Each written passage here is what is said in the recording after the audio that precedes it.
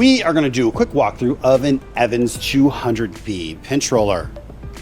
60-inch width capacity. The upper roll is actually 62 inches, while the lower is 59 inches. On this machine, that roll is also segmented. Those segments do move.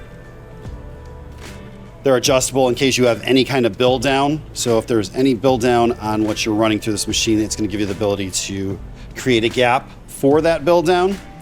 This machine is not a looker, but the reason why we purchased this machine and brought it in is because it has good rolls on it. So you have good rolls, 1/3 horsepower, 115 volt motor powering it. The top roller on this machine does raise and lower pneumatically. So it functions as it should. To create your gap, you use spacers.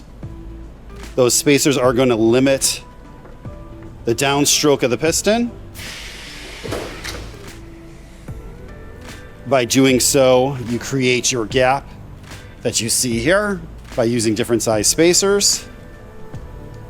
The max thickness capacity of this machine is 5.5 inches. It does have forward and reverse. So we can come in here.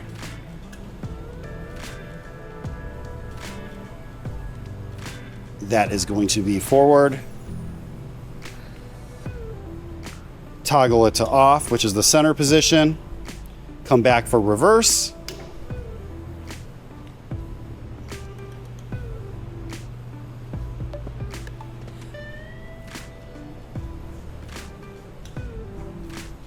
You do have a safety on the gate. So if you close it, if you do hit the gates here, it is going to raise up your top roll.